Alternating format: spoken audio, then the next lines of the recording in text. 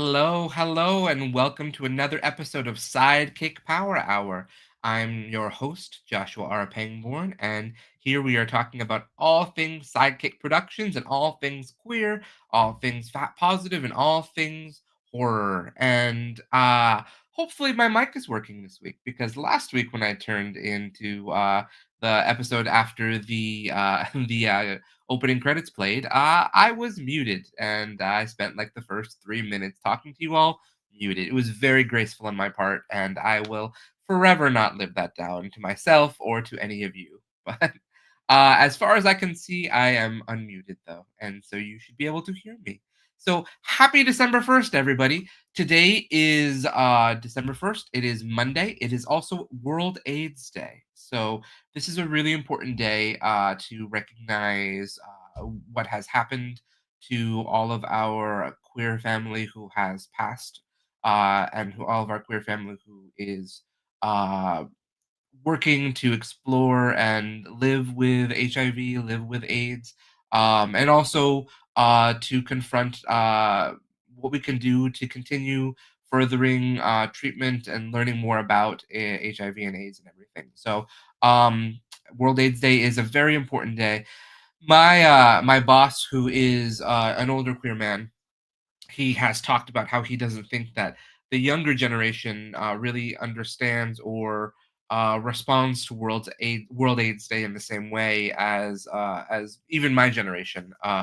I think that's because it's a bit different now. I think that AIDS and HIV is slightly different in what it means to recognize it and know about it and learn about it in the world.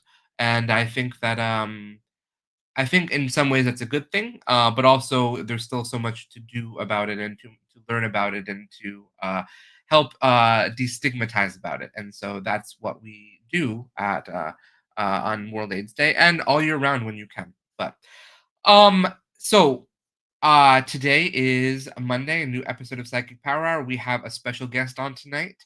But first, I just wanted to talk about how we did it. As some of you have been following me on socials, know we've been fundraising for the contract. This was our third round of fundraising, and we successfully reached our goal basically an hour and a half before the show started. So we reached 102%, and we have 3 days to go. So the minimum goal has been reached, which means we have secured all of our funds, and I am so grateful to everybody who's helped. We still can get some funds if you would like to. So if you're interested in supporting the contract financially, you can go to thecontractfilm.com, and you'll be able to help us out and get us all further along in post production. We are so close to having picture lock, which means that the edit is done and we're going to move into audio hopefully by the end of this month, which, yay, I'm excited and scared, as they say in Into the Woods. Well, they sing in Into the Woods.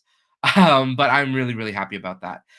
And then I've also spent the weekend working on Art of Blowing It edits, because Art of Blowing It season 2 is coming soon. I know some of you are very excited for that, and I am also excited for that.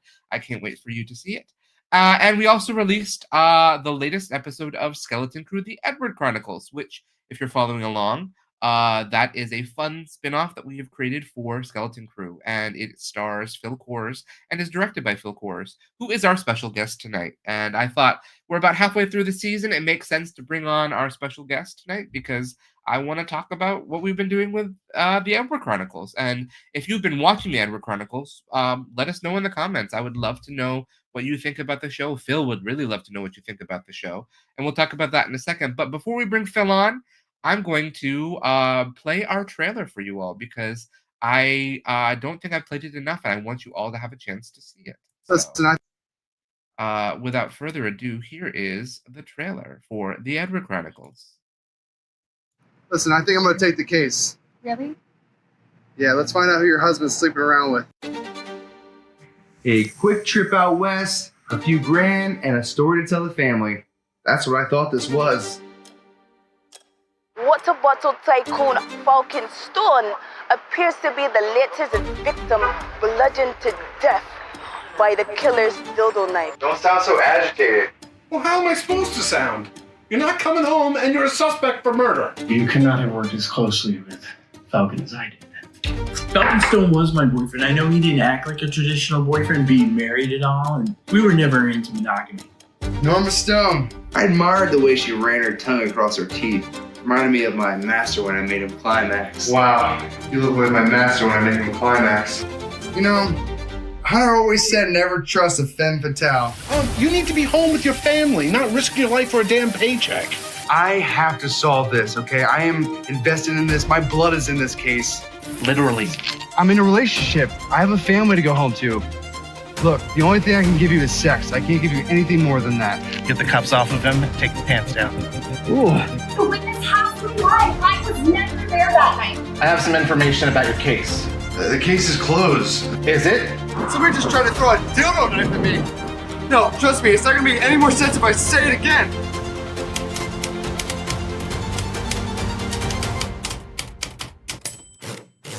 Oh yeah, we're a bunch of detectives and we're saving the world one crime at a time. Yeah. Oh yeah.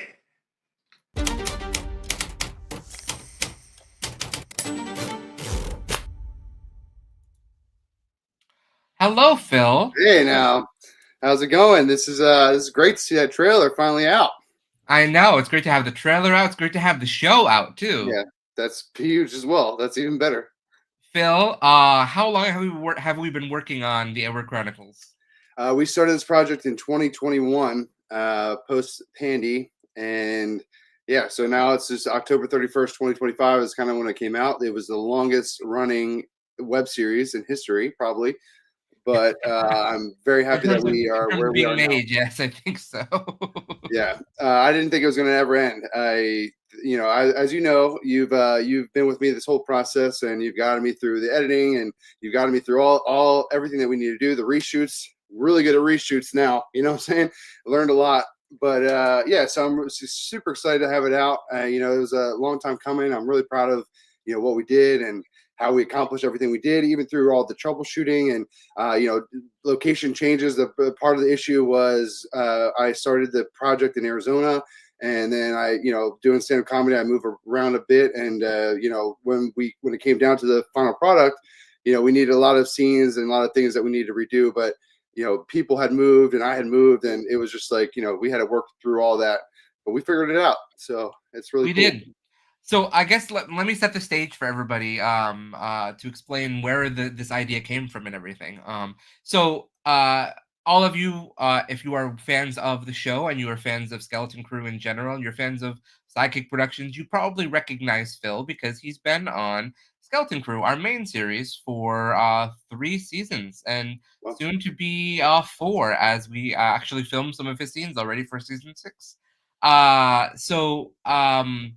I got the idea in 2020/2021.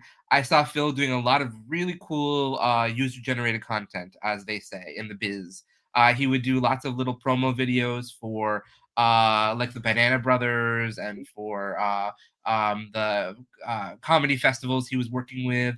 And I was like, you know what? Phil seems to really do a good job at making some films. So I wonder what he would do if I asked him to direct something on his own out west. Because I was looking for ways to get some extra things on the YouTube channel for you all. I just didn't have the bandwidth to do everything as much as I would love to. I can't be everywhere at the same time and at one time. And so I thought, if this is going to work, I need to see if I can get other people to create things, and then we put them under the same banner and all that. So I came up with the idea to do a spin-off for Edward and call it the Edward Chronicles, and see what I could do with it and have Phil do something. And I wrote it. The idea was I wrote it very simply, so that way Phil didn't have to do a lot of crazy things with filming. I didn't have to do a lot of crazy locations or anything like that. And I said, "You want to do this, Phil?" And Phil was, what did you say, Phil? Well, I said, absolutely. I'm definitely down. I thought it was a really cool opportunity because at that point in my career, I had just started, getting into acting and getting into all aspects of filmmaking. And so it was a really neat opportunity for me to have a, director's credit and to kind of tell the story differently instead of in front of the camera. So I thought that was really cool. And I was excited because I knew that Josh was looking out for me as far as, my location and where I was. And I took that and I ran with it, and I tried to find every crazy location possible. I wanted it to be cinematic. I wanted it to be adventurous. I wanted it to be fun. And mainly, I wanted to cast the characters in as not only comedians, but mainly comedians, because I wanted comedians to get acting credits. So that's the thing with this day and age. You have to be multifaceted. So if you're a comedian, it's very tough to make it in the industry without other sources of your talent showcasing as far as acting or TV credits and all that stuff. So I thought that this could be a fun spinoff for all of us to kind of, get involved. And then even then I had, plenty more than just comedians playing along. So it was really neat to, be a part of that whole process.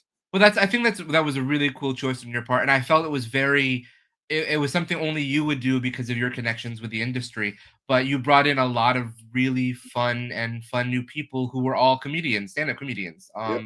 Most of the cast is stand-up, Yep. are stand-up artists.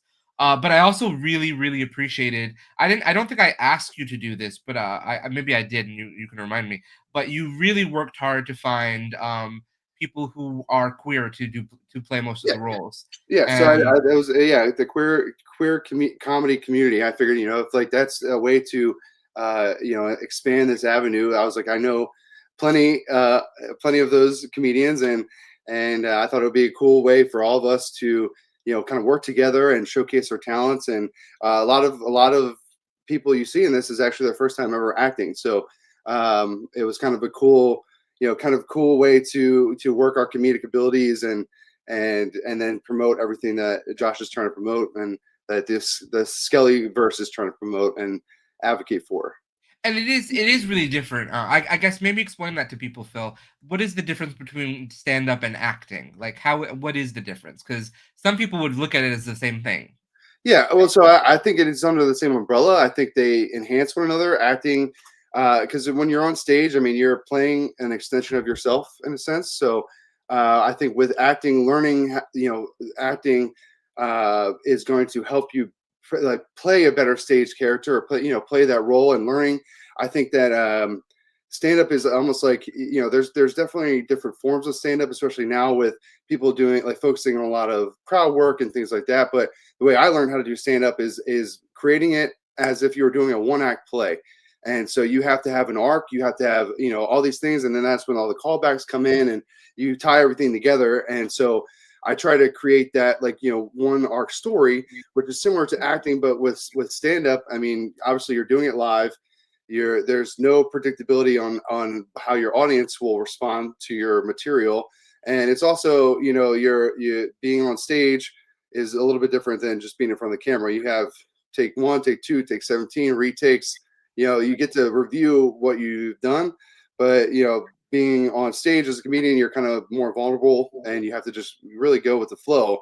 But I think that though they are completely different art forms, they do enhance one another if you are, taking in both of them. If that explains that enough, I think it does. Yeah. How much of stand-up how much of stand-up is a person playing a role, I guess, is a question. Like, even if they're when you do stand-up, Phil, are you playing yourself or are you playing a heightened version of yourself? Yeah, so I would say that's the thing. So I believe every comedian has a different level of that. Maybe people like Bill Burr, he's probably playing a very truth version of himself. Maybe his inner thoughts that are coming out or things like that. And mainly people are expressing themselves, but also people like me. I'm playing an extension of myself, as playing kind of like a golden retriever character where kind of anything goes and everything's fine no matter what. It doesn't matter if the world is crumbling behind me. Like I play the character. If you ever seen the play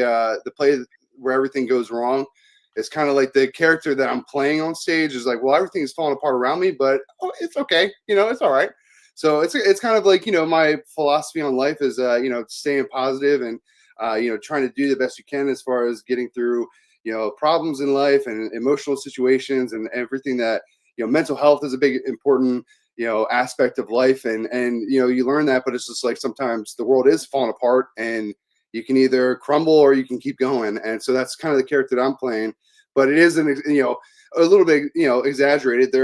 I'm sure that seeing me on stage, there's, a lot of similarities of what you can relate to or can see. Oh, I can see him getting into that, but it is exaggerated to a point where, that you got to make it funny and relatable and all those kind of things where, and really like the most relatability I have is almost the situations that people have found themselves in, kind of, almost as similar as they possibly can be. And that's when the audience really, they're like, oh my God, like I have been there before. I've seen that. I've been there. And it's like that relatability is how the people can follow along with you. And so that's the point. It's not even to make it too heightened or too far-fetched, because then it becomes not believable. And people are like, all right, well, this is just outlandish now. And it's like, you know what I mean? Yeah. And it kind of leads into even the Edward Chronicles, because it is an outlandish story and it's kind of goofy and silly. But I also feel like we did find that the grounding of having it be like, okay, well, it is a little outlandish, but the characters are kind of believable in the world, that it's like it's fun to continue to watch them grow. I think it's really fun to see what you did with it, because I wrote the scripts to basically just be the same tone as Skeleton Crew, but you were directing them, and you were filming them, so you had a totally different take on what Skeleton Crew is, and because of that, brought in, as you said, a different tone and a different vibe to it, which I think is so much fun, and it was fascinating to see the footage when it started coming in and be like, oh, this is what Phil chose to do with it. Okay, I had no idea he was going to do that. That's interesting. Yeah. And sometimes I was like, that's really weird, Phil. What did you do? But yeah. There was a lot of learning curves here, and I think that obviously you knew that this was my first project taken on, so that's why I think that the coddling and the hand holding, as far as like the length of time that's taken, because as you've realized that I get very excited about a project, and then I'm like 80% done, and then I'm like, well, it's time to do another one. And so I took on a lot of other projects as well. I thought that, I guess I was like, man, I'm like, Martin Scorsese now, because I'm like taking on all these directing roles and other film projects. But it was very interesting, because this is the first project that you have done that you've allowed someone else to kind of take the reins for it without you being on set. So how did that? It is. affect you? That was a huge learning experience for me too. I was really excited, but also really, I guess, anxious, because I wanted to be there and I wanted to be part of it, but I wasn't involved in the casting. I wasn't involved in any of the day-to-day stuff, and it was such an interesting experience to just sort of take a seat back and watch it unfold, and then come in as the editor at the end and be like, okay, I I I found that it was fun, but also I had a totally different connection to the material because of that. I didn't have to worry about feeling guilty about not using a scene or a shot or something, because I wasn't there and I didn't know the people. Right.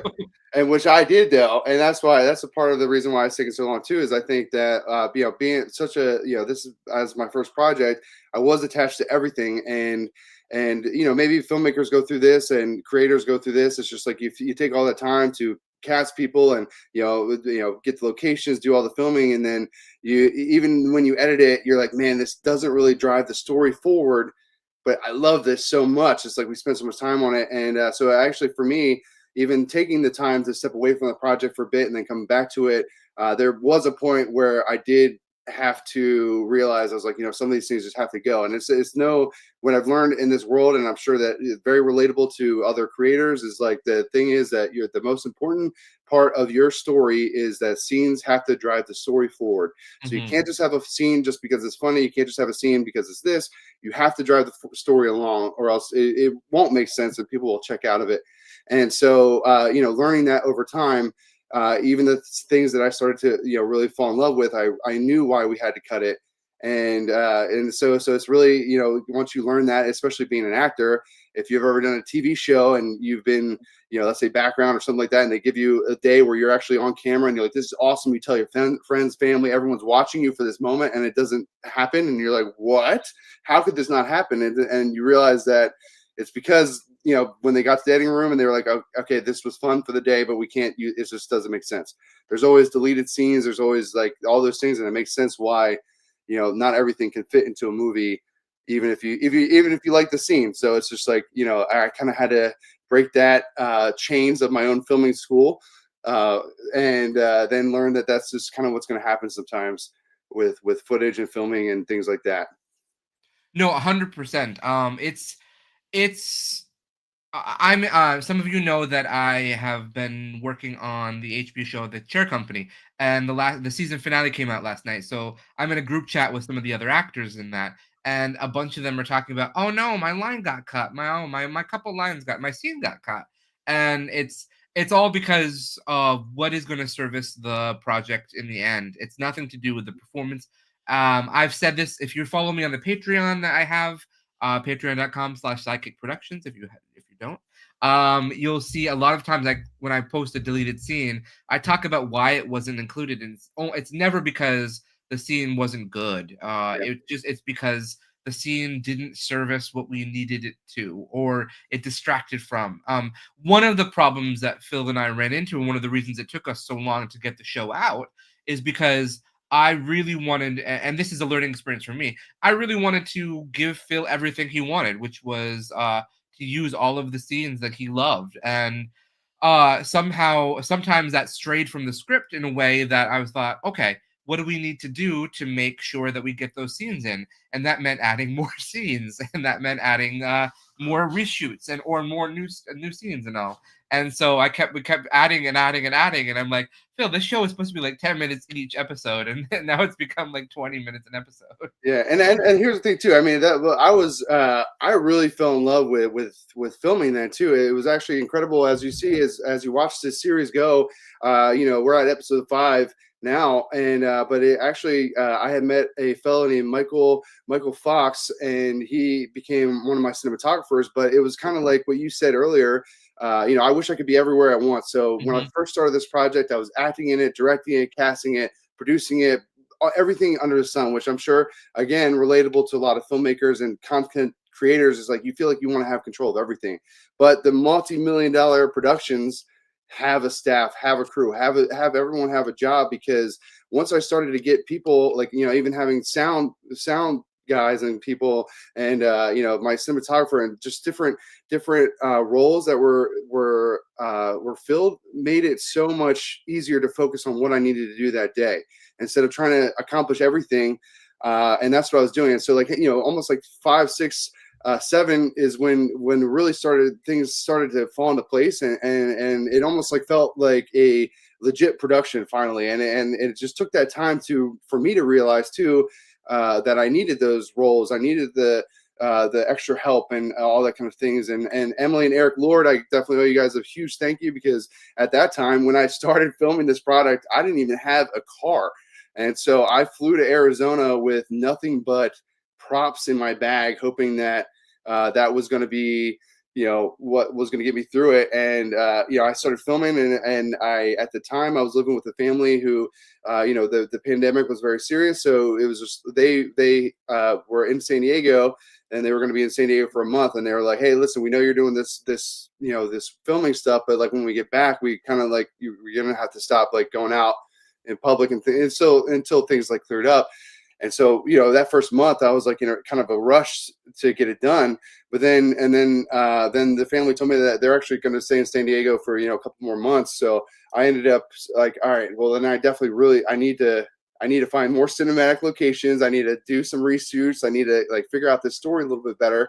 And I did that. But then I met this my friend Emily, and we went for tacos, and literally I'm carrying these bags of props just in case I was going to film that day or that week, which is not necessarily how film works in the most efficient way. But she was like, you can't be just traveling around with props and getting Ubers and doing this. And she was like, so she ended up like letting me use her car for the duration of filming, and that was a huge help. to be able to do that. And Eric, he came on set a couple of times, and he was helping me, just like play some different characters and do different things. And so it really came down to building that team. Is I know you're a strong advocate for that. It's like your team is the drive of your success, if that makes sense, because the team is how it builds. And if you have people that are invested in the project, then it will be successful. It will be great. But doing it by yourself, sometimes that's that could take a toll on you as well. It's exhausting to do it on your own, and I agree completely. You need a team, and it was an interesting challenge I gave to you, and you developed in a lot of ways. You developed similarly to how we developed with season 1 of Skeleton Crew. I mean, you figured it out, and you learned by doing, basically. And I think that's one of the best ways to learn filmmaking, and especially because you started on your phone, and then you graduated to you got a camera, and so it was very interesting to piece together all the footage we had, because there was so many different cameras at one point. Oh yeah, of course, yeah. And then I had other people as I'd hire as cinematographers with their film equipment and things like that too. So I mean, it was a little convoluted at times, but it did streamline eventually.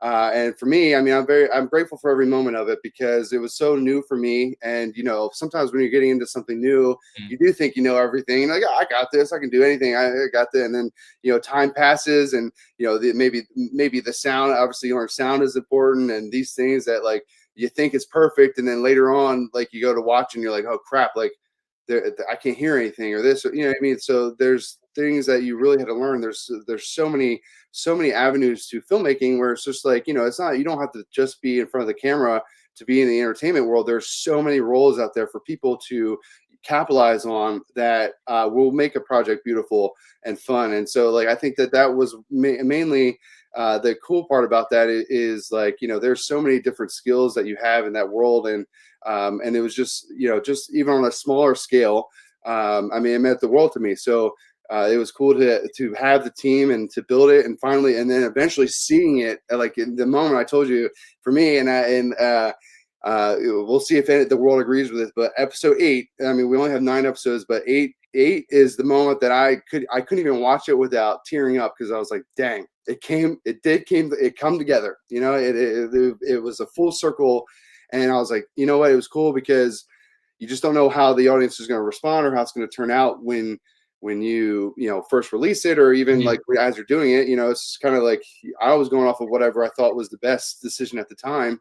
And then it was, after we've reviewed so many times with editing and different aspects of it, then finally seeing it out, and then, watching it all the way through and being satisfied. And then episode 8 was that moment where I was like, dang, dude, we did it. We finally, we came together. So it was really neat to see that. And I agree with you. I think that you never know what an audience is going to think, but you still have to get out there and put it out there.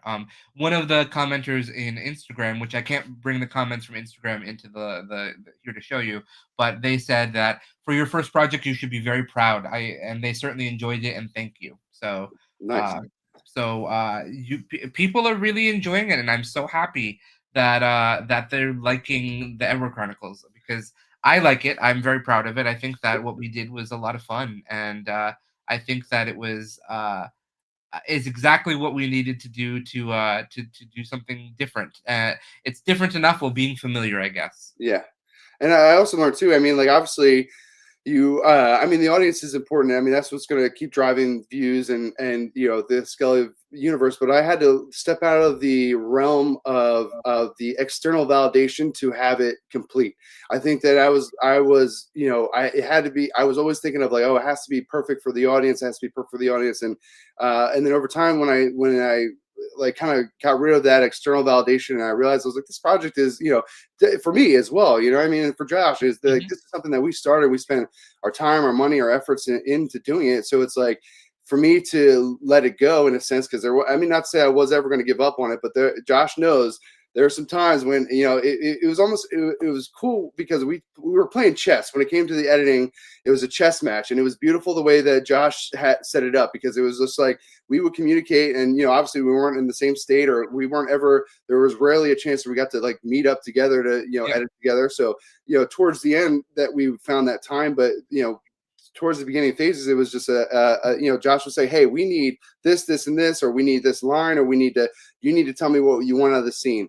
And so then we wouldn't necessarily communicate until it was I had to fulfill my needs. And it was really cool because and then even some external factors where people are like, hey, are you gonna finish this? So I was like, yes, you're right, I got to get back on this. So I think it was the intimidation factor of producing something and then realizing I'm like, oh, it's not ready yet, and then like kind of shifting my energy from it, and then be like, well, I guess it'll just I don't even know what my thought process was, but it was like I think I was relying so much on external validation when it was really internally of something that I should be proud of. I have to complete it, and that was a cool moment too, because like that chess match was like Josh was there respectfully waiting, and it was up to me to make the next move. And when it was Josh's turn to make the next move, he made it, and then it was usually a lot of times waiting on me.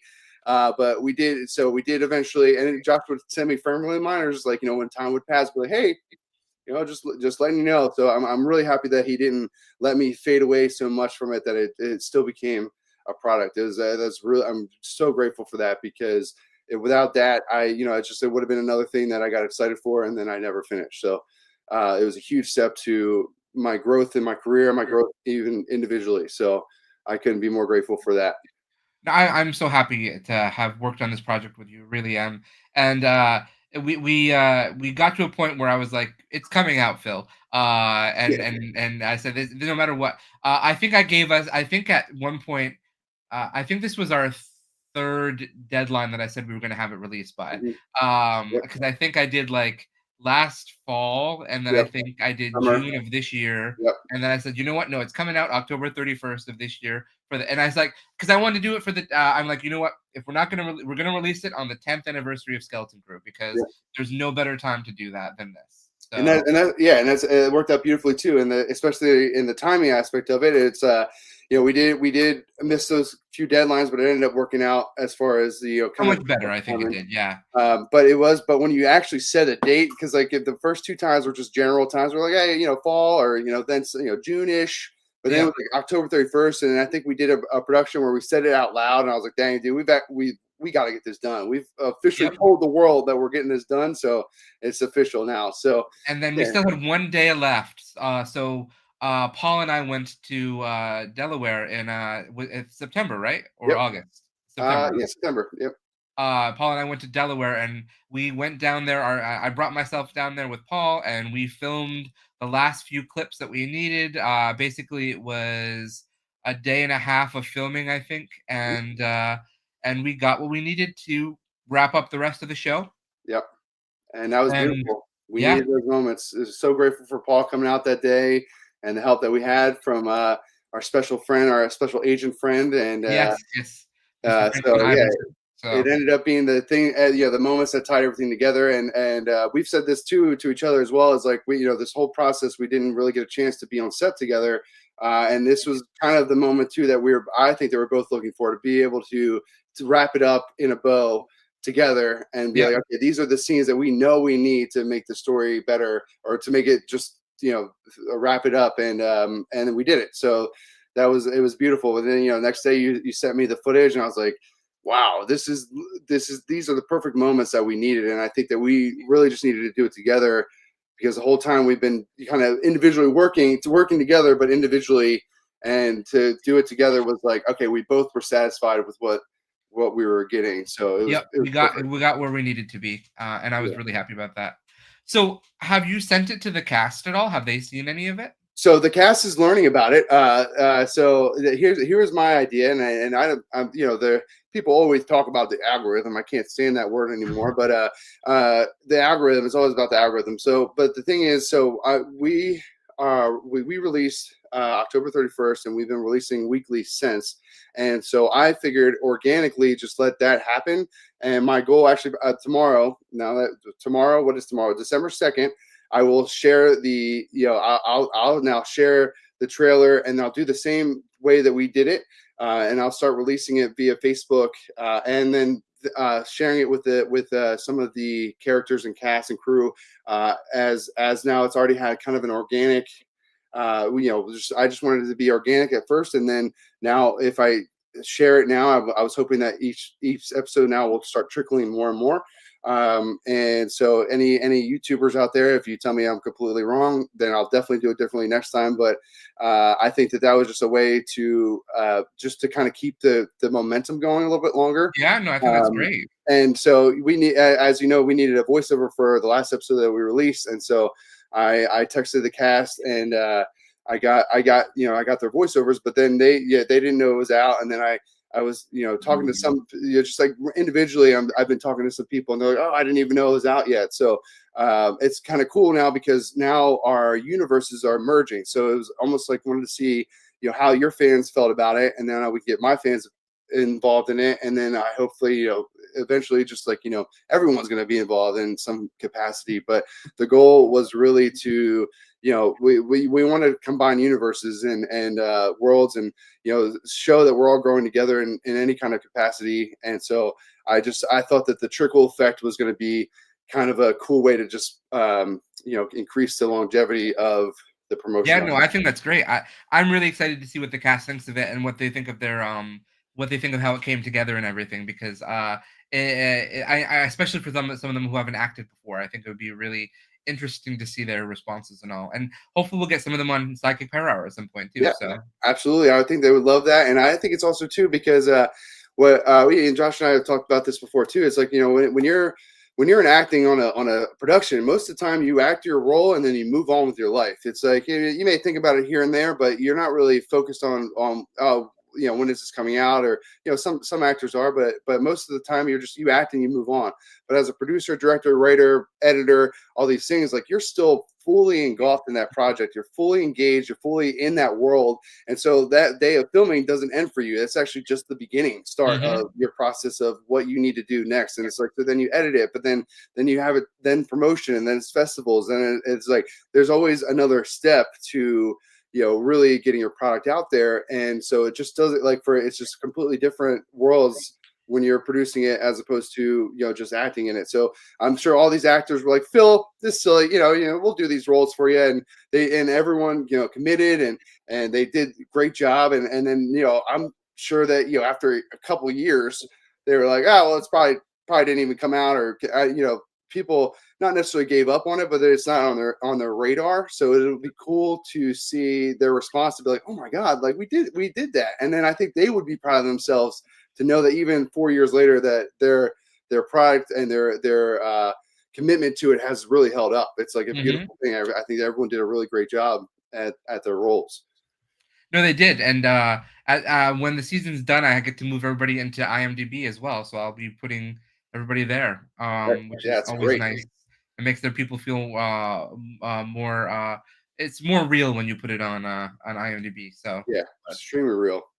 That's like the Mecca right there, one of the Meccas. But no, I can't wait to see what some of them think about it. The only person I know, the only person who's ever connected with me from the show is from your cast is James Jaw, and he's been really quite communicative, and I'm sure he knows that the show is out, because I did tell him that it was coming out. So and he follows me on socials and all that. So hopefully he's watched it. But I'll be curious to see what the rest of the cast think. I know that some of them live all over the place now from where you filmed with them. So it's a big wide world for all of them. So yeah, and it's cool too. I actually have all the initial group chats on Facebook that I started as far as with all the cast and crew. It was like I kind of had a communication with everyone, and I was just going with I kept everyone in the same group chat, and then I would just say, hey, by the way, this is who I need out of this group chat, blah blah blah.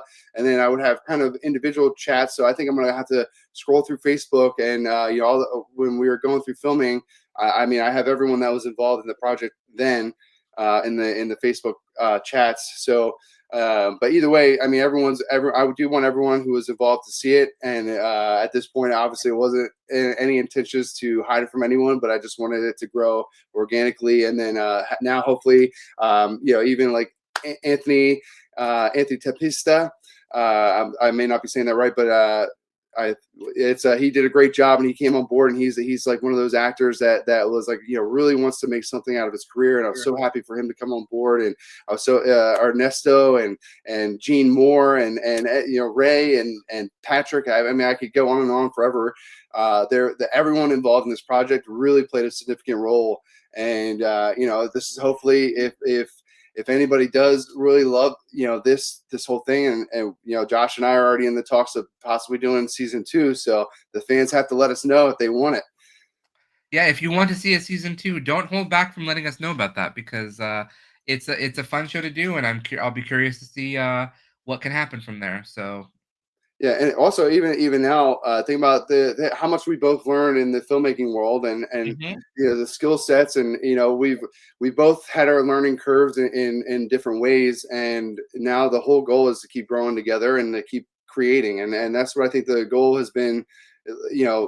Behind it all the whole time is just to create something and to make something for ourselves and for everyone, and the reality of it, there was a lot of I guess stressful moments as far as like getting in the editing done and picking what scenes to delete, but overall it was such a wonderful experience, and now I've learned that not to really let those moments be so stressful, because the whole goal was to have fun with this and to have a great new team and friendship and build together. The goal was always to build together, and that's what we accomplished. And so those moments don't have to be so stressful. I don't have to be so overwhelmed to get the footage to Josh or these or that. So like, I think that if we did it as season 2, or matter whatever we decide to do next, we have grown so much within the last 4 or 5 years that this next project, not saying it's just going to be easy, it's still going to be a lot of work, but we've found our rhythm, and we found different things that we can grow with, and that's really the most important. Where not anyone, even with anything that you do out there, you may not get it right the first time, and that's okay. That's probably even better that you don't, because you're always going to come out with better ideas or different things, and when you do that, then your next project becomes better and more cohesive and all that stuff. I would love to see Steven Spielberg's first movie ever that he directed or like he shot. I'm saying? Like, it's just one of those things where like it's a practice, a trial and error, the making the mistakes and learning and having people cancel on you, having to rely on other people and all this and that. And it's like you still have to get it done. And so that's just all parts of it. Even weather, like think about every factor you would ever have to deal with when you're filming something. There's always going to be something against you, but I think the beauty of filmmaking is your ability to learn how to pivot. Weather, especially for you, because you did so much of this outside. Yeah, the majority of it. Yeah. Because I don't in New York, we don't film a lot outside in New York City, because it's loud, it's noisy, it's there are people everywhere. But Phil got so much stuff outside, and it looks great.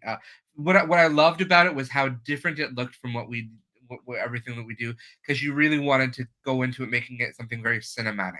Yep. And I was really excited by that when I started watching that. And you talked about doing things over and over again. I mean, there's a couple scenes that I know you filmed 3 times in 3 different locations and with 3 different everything ideas and all. So I was like, oh, this is every time it got better, and every time it was the one that we needed to use, and I was like, this is really good. Phil's I got the fun that people have watching Skeleton Crew and seeing our evolution is the sort of the fun I had watching Phil's dailies come in and being like, oh, look at Phil's learned to do something different here. This is exciting.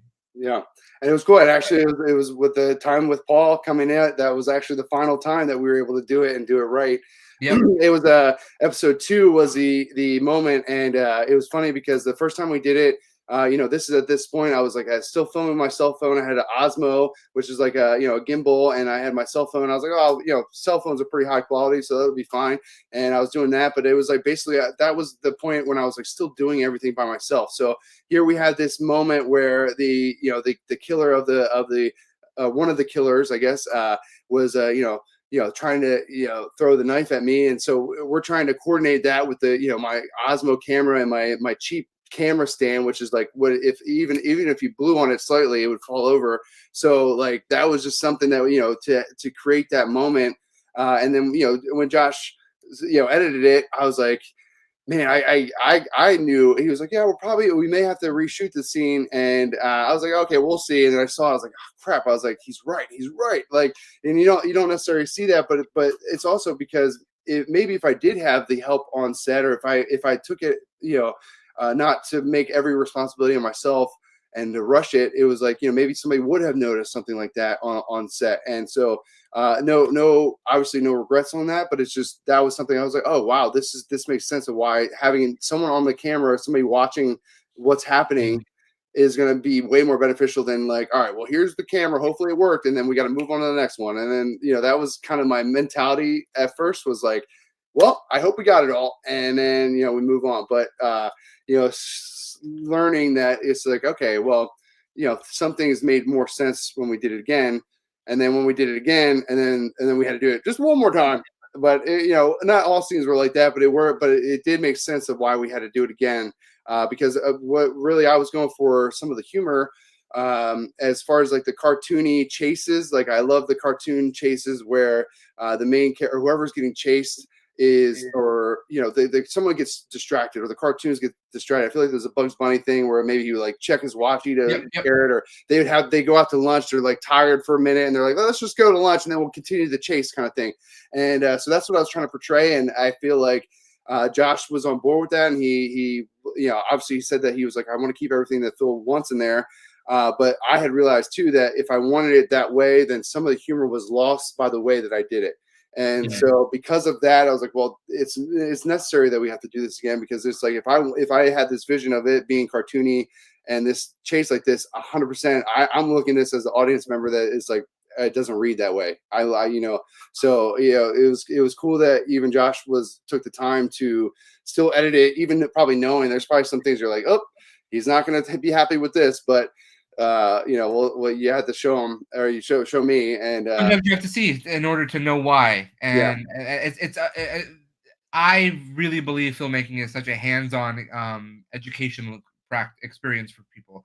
Like you learn best making a movie by doing, and luckily digital film means you don't have to spend lots of money on the 16 millimeter film that everybody used to do in the past. So it was very expensive in the past to make films and never use the footage you did.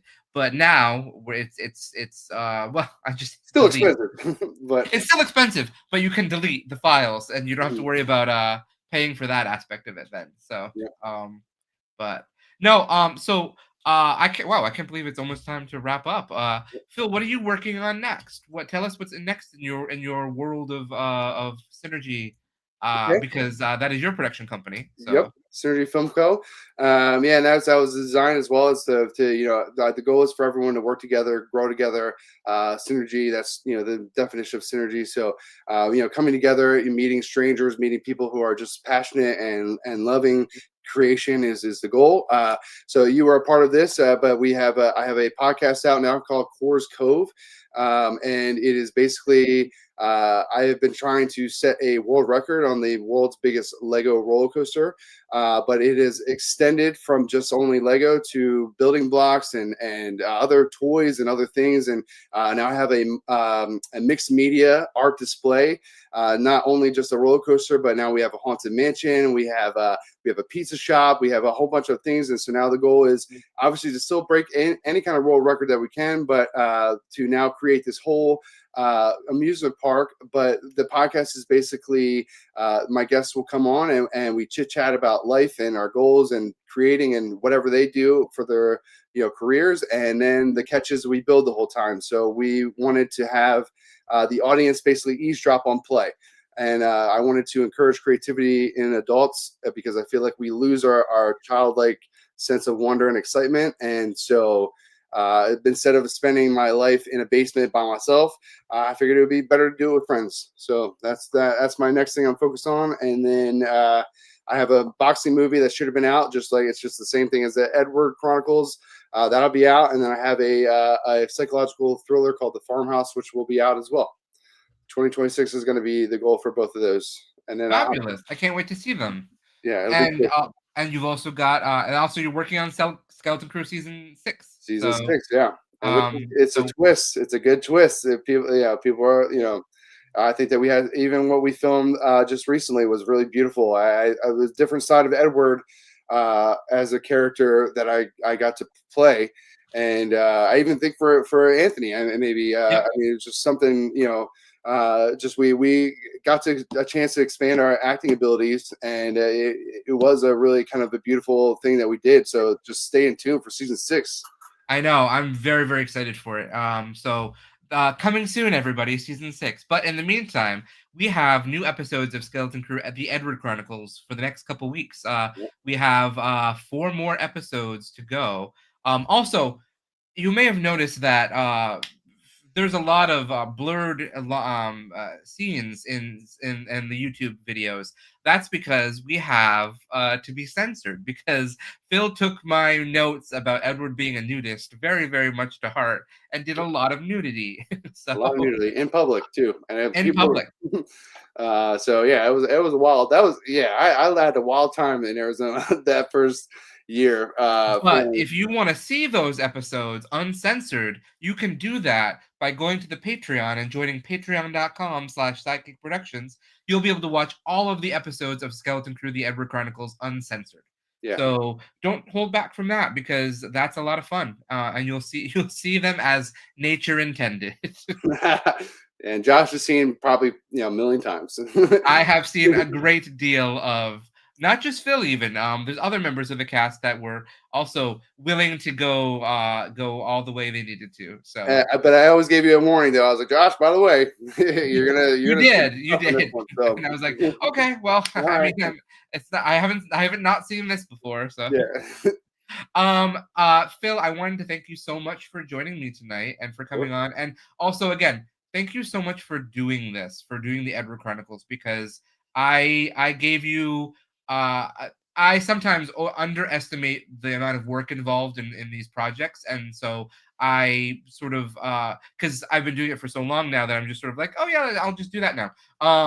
And so I was like, you know what, Phil can do this. Yeah, of course, no problem. And I didn't think about how much work that would be for you, and you took it on and you ran with it, and you learned and you've developed, and I'm so excited by what I've seen from your boxing movie, Perfidy, it looks so beautiful, and you really have some great visuals for that. And I can't wait for people to see how you've evolved and continue to evolve and everything. So do finish that so I can see it, and everyone else can see it as well, because we want to see it. So sweet. Well, thank you, Josh. I appreciate you taking me along this journey, and for having me be a part of the Skelly universe family. And I'm looking forward to always growing with you. Well, we're always going to have you there, so I'm excited about that. Everybody, thank you so much for joining us tonight. Phil and I are really grateful to have you come along with our little reminiscence about Skeleton Crew: The Edward Chronicles and making that and the journey that was. We'll be back again next week with a new guest. In fact, the guest will be somebody who worked on the contract with me. So You'll get to see and hear from someone who has very, very, very exciting background in Cleveland horror and Cleveland filmmaking, and also has worked in audio, and also an actor. So you'll be able to learn a lot about my guest for next week. But in the meantime, have a wonderful, wonderful first week of December, everybody. And if you are interested in anything else that goes on, just reach out to me, reach out to Phil. Phil, where can people find you online? Just my name. So this name right here, PHILKORZ, Googleable. Google, just go right to Google. You'll find everything you want. All right. So Phil is on most social media outlets. So find him on all of them under Phil Korz. Have a great night, everybody, and see you soon.